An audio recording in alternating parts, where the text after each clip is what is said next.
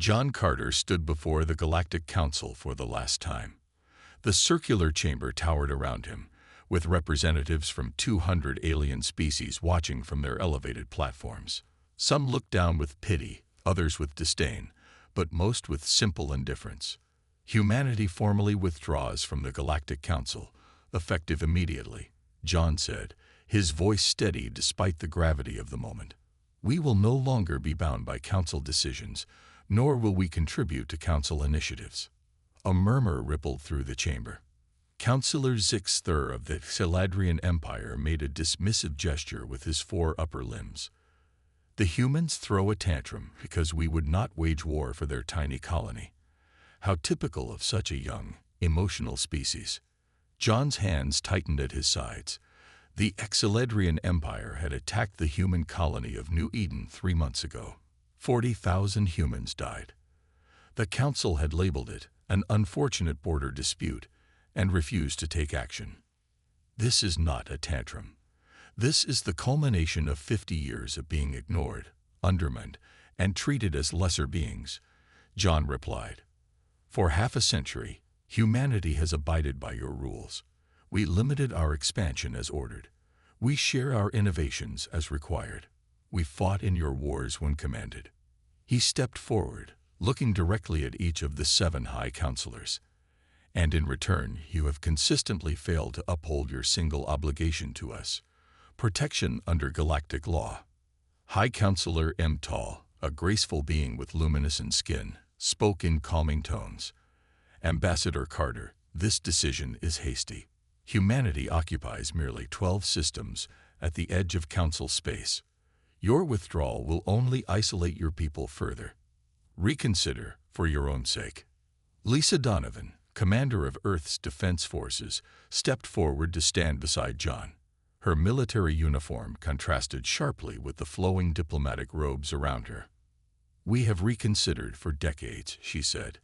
We've calculated the cost of staying versus the cost of leaving. The math is simple.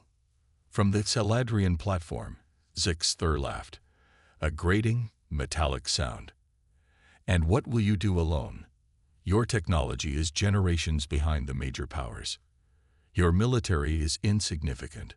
The moment you leave Council protection, you invite conquest. Greg Palmer, chief scientist of the Human Innovation Division, joined his colleagues.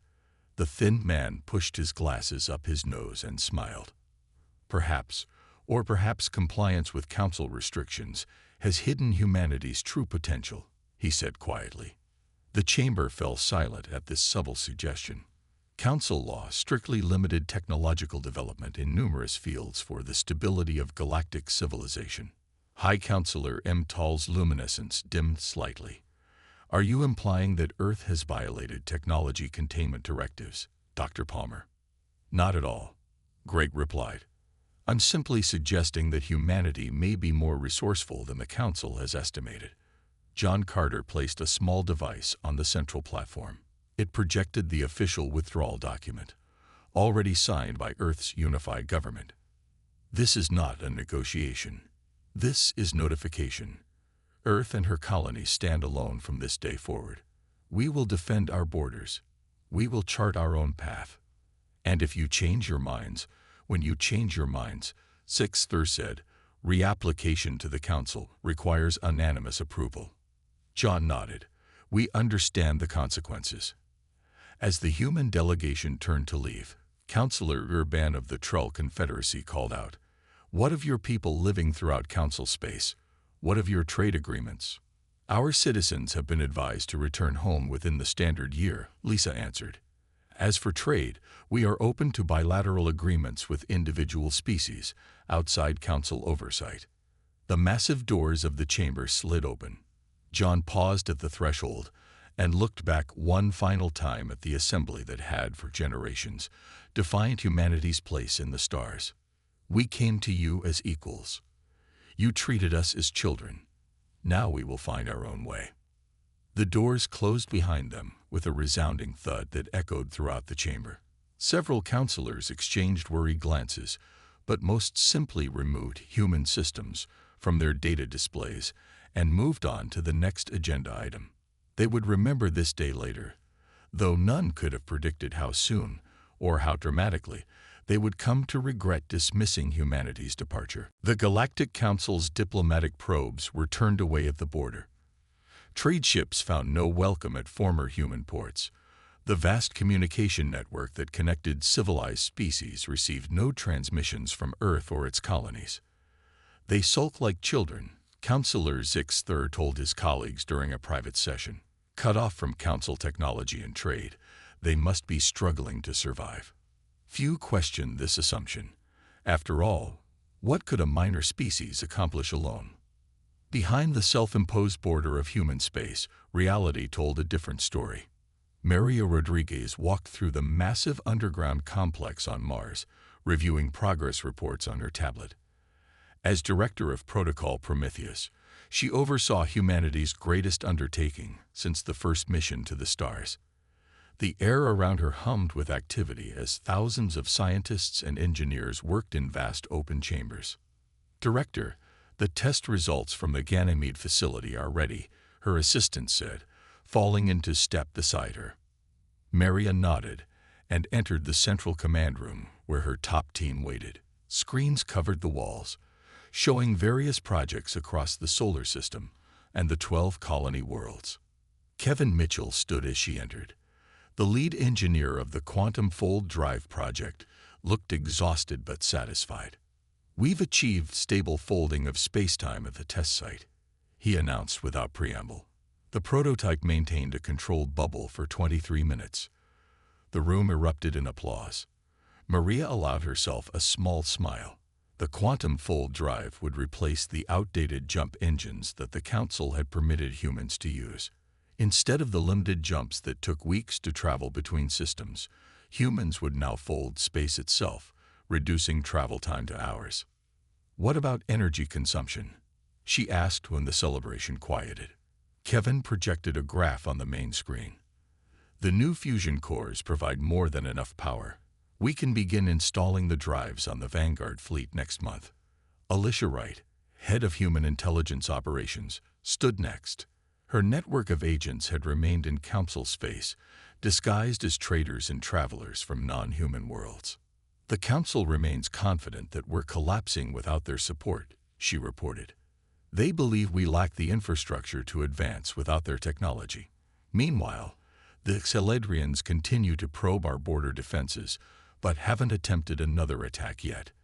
They're waiting for us to weaken," Daniel Morris said from his seat at the table.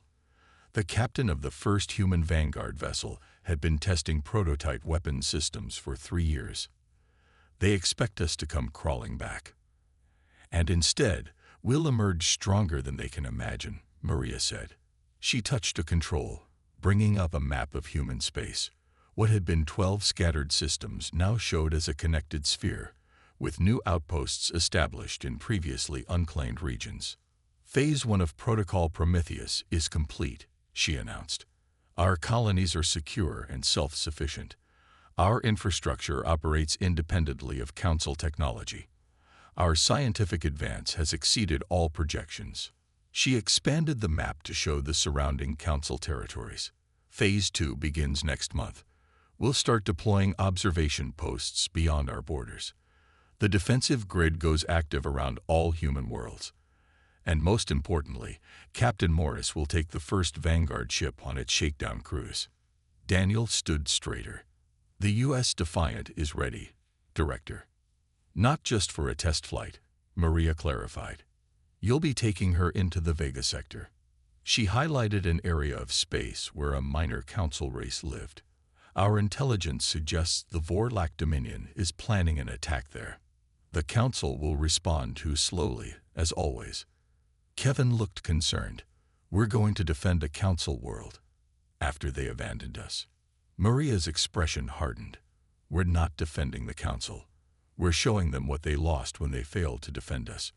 The Vorlak attacked human traders twice before we left the Council, and no action was taken. It's time they learned that humans protect what's theirs and stand for what's right." "And when the Council sees our technology?" Alicia asked. "Let them see," Maria replied. "Let them wonder what else we've developed in these silent years. The real question is, what will they do when the universe starts to shake? The Vorlak attack came sooner than expected.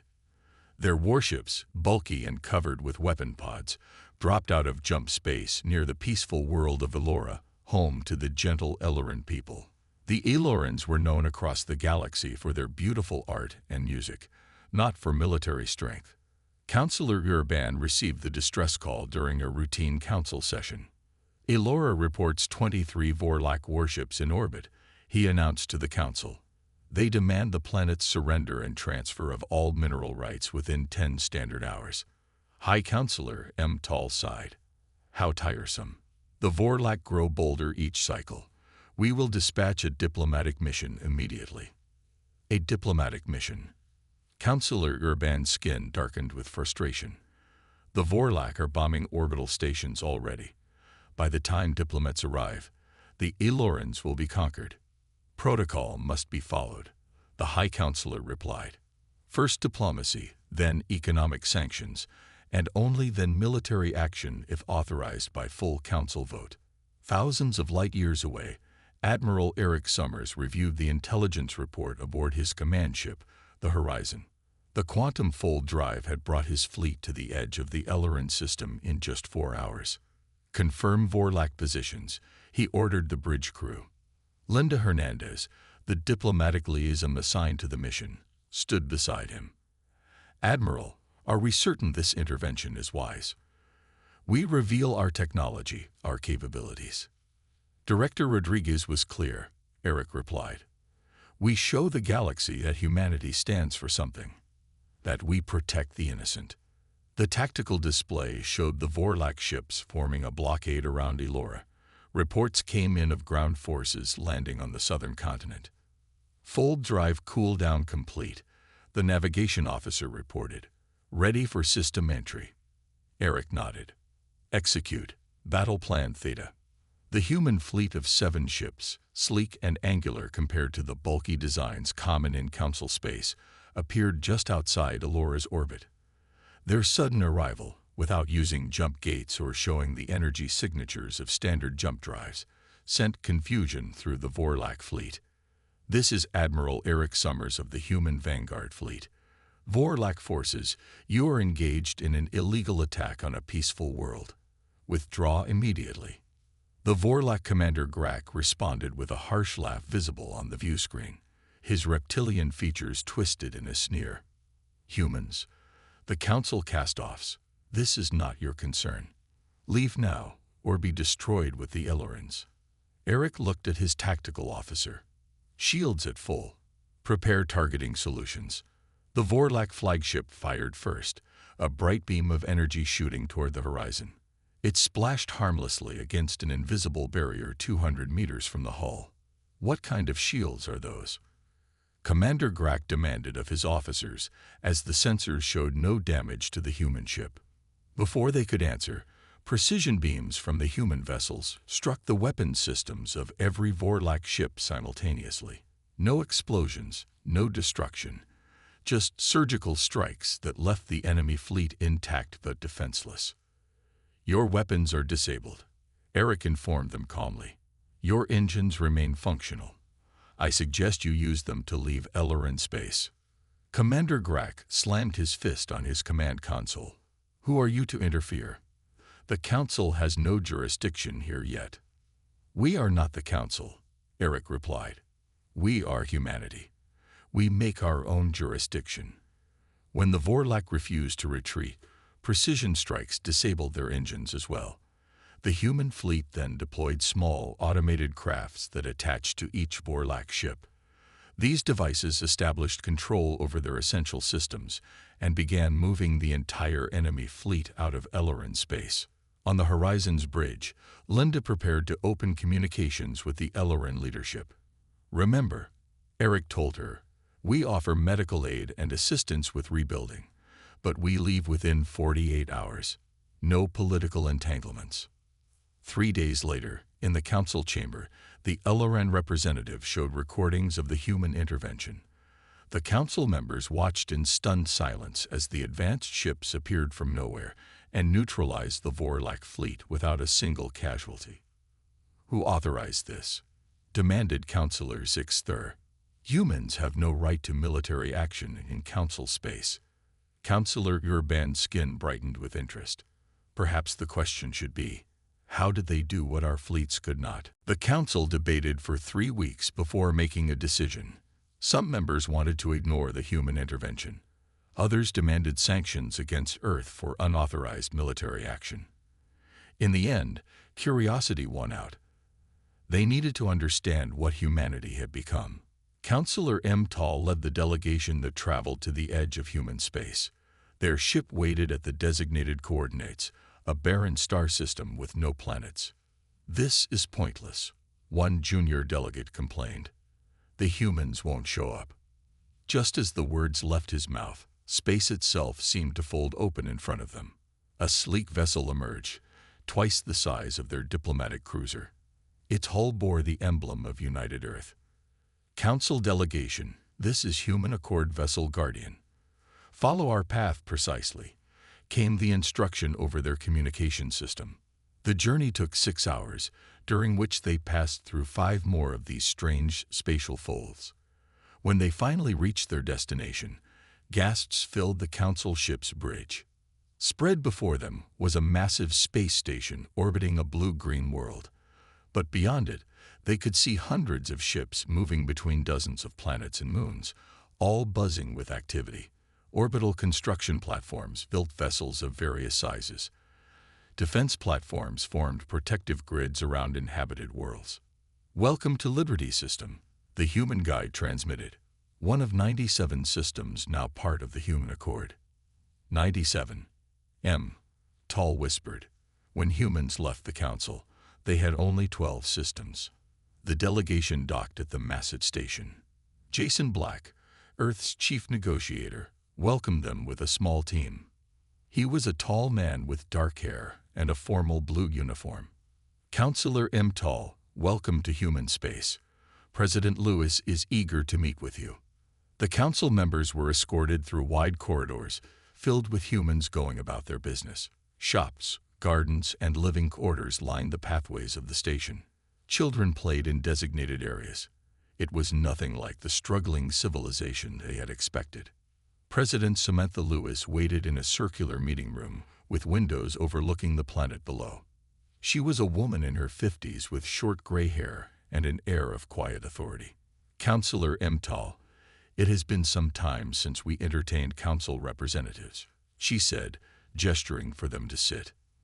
"Madam President, the Council is curious about recent events." M. Tall began carefully. "Your intervention at Allora was unexpected." Samantha smiled slightly. "We were in the area." "That is quite impossible." A science advisor in the delegation cut in. "Allora is over 600 light-years from the nearest human system we knew of." Jason Black activated a holographic display showing a map of the galaxy.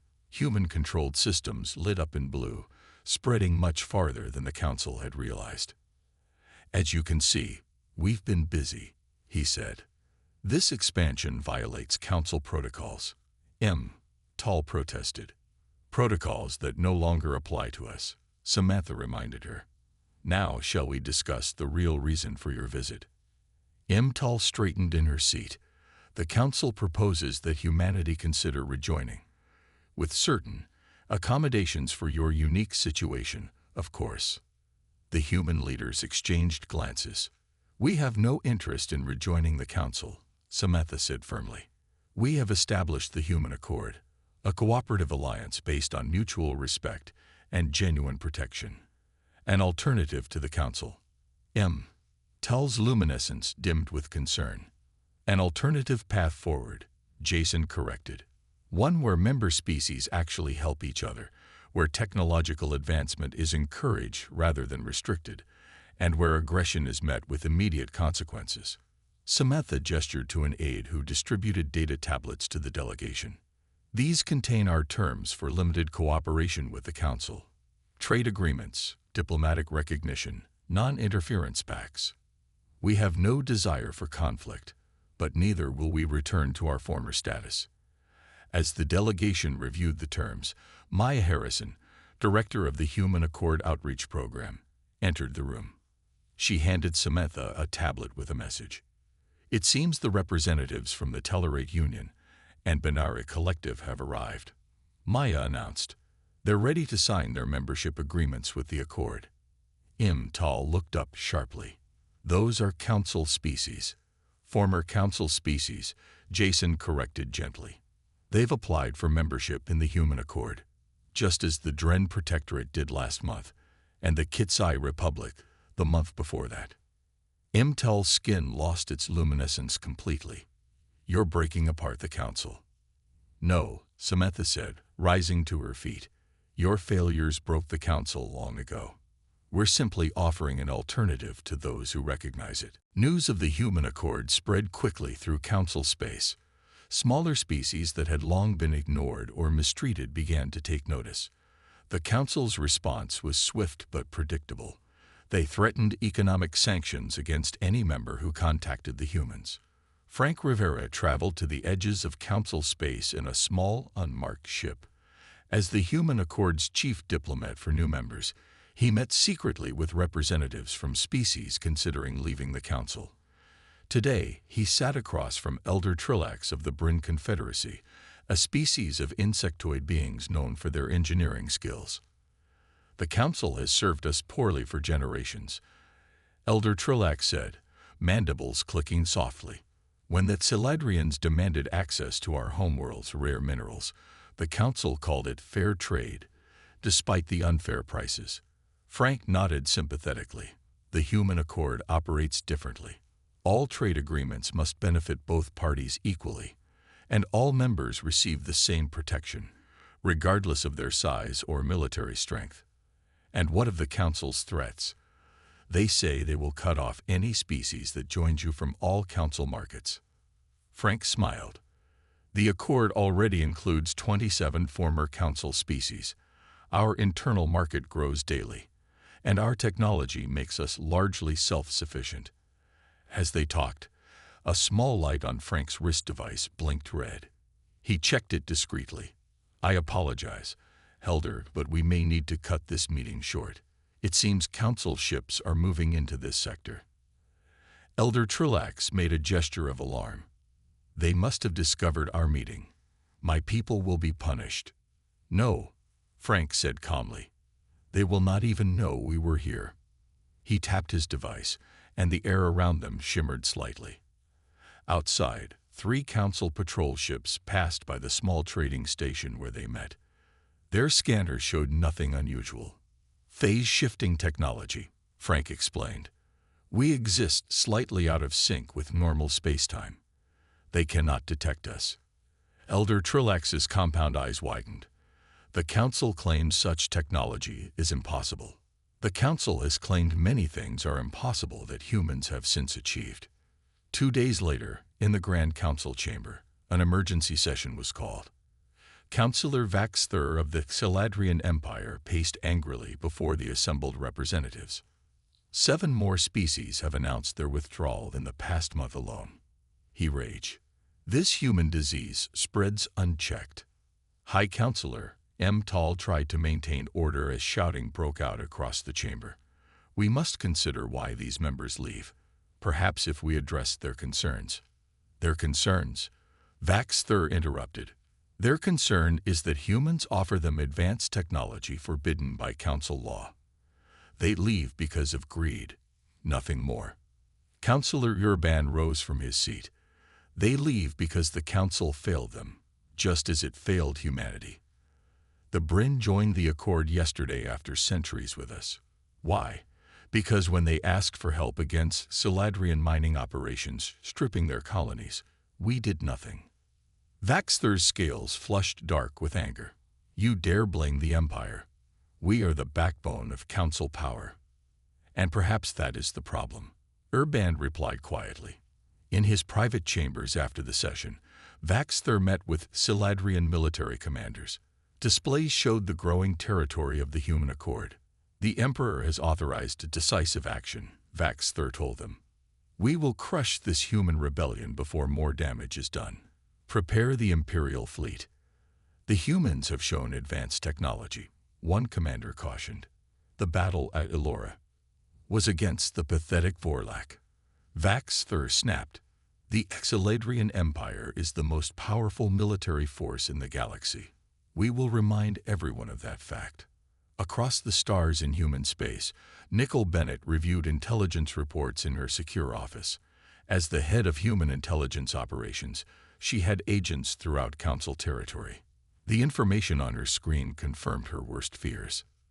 The Celadrians are mobilizing for war, she told the emergency meeting of the Accord Defense Council.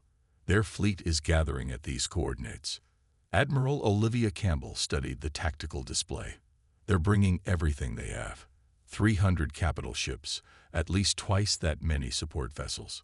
President Samantha Lewis looked around the table at her advisors. Opinions? We knew this day would come, Jason Black said. The Celadrians cannot accept a galaxy where they aren't the dominant power.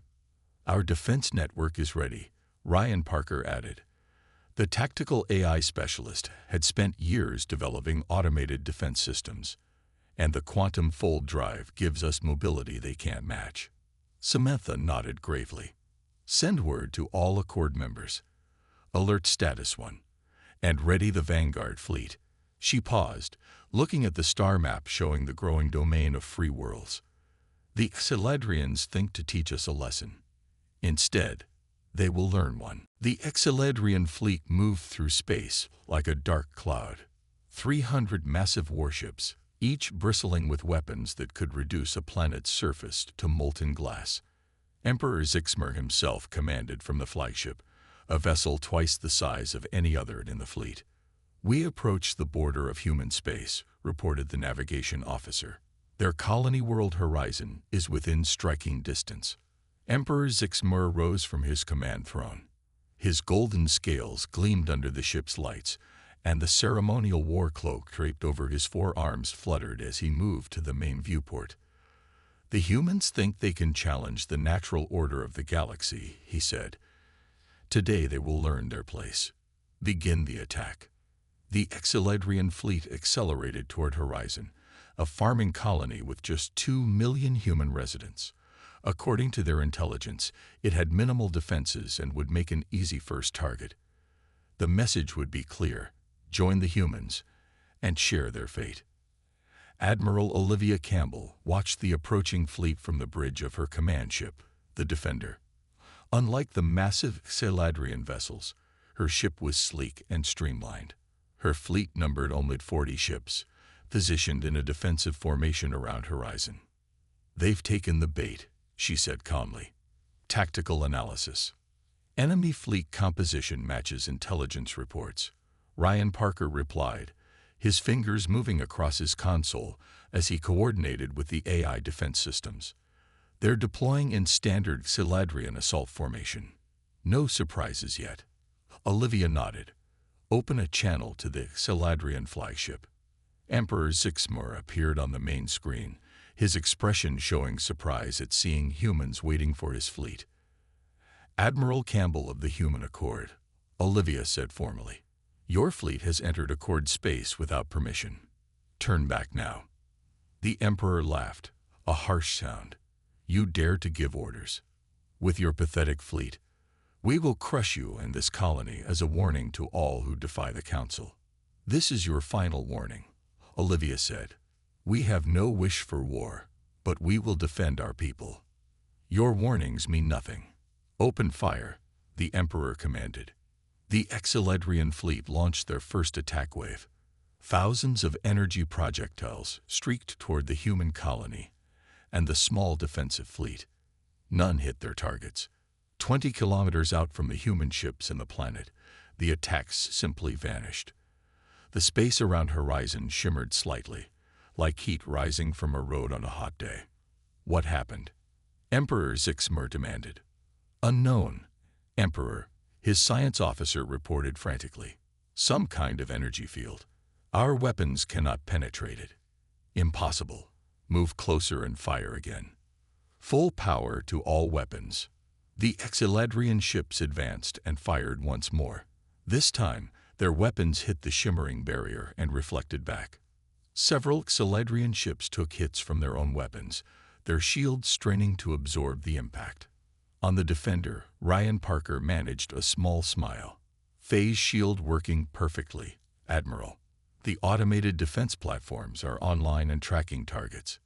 Olivia nodded. They've had their chance to retreat. Begin countermeasures. Around the planet, hundreds of small objects that had appeared to be simple satellites suddenly activated. They emitted pulses of energy that passed through the Celadrian shields as if they weren't there, targeting weapon systems and engines with surgical precision. Within minutes, a third of the Celadrian fleet hung dead in space, their systems offline. No explosions, no destruction, just complete immobilization. What is happening? Emperor Zixmor roared as reports of disabled ships poured in. Admiral, Ryan reported, we're detecting energy buildups in their remaining ships. They're preparing to use their planet killer weapons. Olivia's expression hardened. Initiate fold operation. Space rippled around 5 human ships. They vanished and reappeared instantly behind the Celadrian fleet. More pulses fired, disabling ship after ship. Emperor Zixmor watched in growing horror as his mighty fleet was systematically neutralized without a single explosion or casualty. Within an hour, only his flagship and 20 escort vessels remained operational. A new face appeared on his communication screen. President Samantha Lewis. Emperor Zixmor, she said calmly, your attack has failed. Your fleet is disabled but intact. We have caused no casualties among your people, though you came to slaughter millions of ours. This is impossible, the Emperor whispered. No species has this level of technology. The technology was always possible, Samantha replied. The Council simply forbade its development, fearing what might happen if the balance of power shifted. She leaned forward slightly. Return to Celadrian space. Take your disabled fleet with you. And know this, the next unprovoked attack against any Accord world will result in a response on Celadrian soil. As the Emperor's flagship limped away, towing its crippled fleet behind it, a message spread across the galaxy. The humans had defeated the mighty Celadrian Empire without firing a single lethal shot. The Council could no longer ignore the tremors shaking the foundations of their power. The Galactic Council called an emergency session 3 days after the Celadrian defeat. Representatives from over 200 species filled the Grand Chamber, but nearly 50 seats stood empty, members who had already joined the Human Accord. High Counselor M. Tall looked tired as she called the meeting to order. We face an unprecedented crisis. The balance of power that has maintained peace for 10,000 years has been disrupted. From the Celadrian section, Emperor Zixmor himself addressed the council, his golden scales dulled with shame. The humans possess technology that should not exist. Their defenses bypassed our shields. Their weapons disabled our ships without destroying them. They appeared and disappeared at will, ignoring the laws of physics as we understand them. Murmurs spread through the chamber. The defeat of the mighty Celadrian fleet had sent shockwaves across the galaxy. And yet, Counselor Urban noted, they showed remarkable restraint. They caused no casualties despite a clear act of aggression against them. What do the humans want? Asked a representative from a small world near the galactic core. Will they now conquer us as we feared they might? The chamber doors opened, and all eyes turned as a human delegation entered. William Dawson led the group, carrying a data device. He was a tall, distinguished man with silver hair and the bearing of a scholar rather than a warrior. Honorable representatives, he began, his voice carrying through the silent chamber. I come not to threaten, but to offer a path forward. William activated his device, projecting a holographic document in the center of the chamber. For 10,000 years, the Council has maintained a certain kind of stability. But that stability came at a cost. The suppression of innovation, the sacrifice of smaller worlds for the benefit of larger ones, and policies that favored a select few species. He gestured to the document.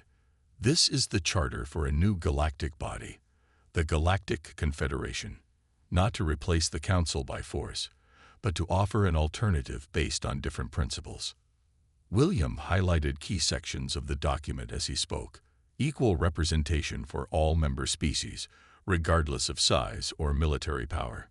Mutual defense obligations with real enforcement, technology sharing with appropriate safeguards, and most importantly, a system of checks and balances to prevent any single species or bloc from dominating others.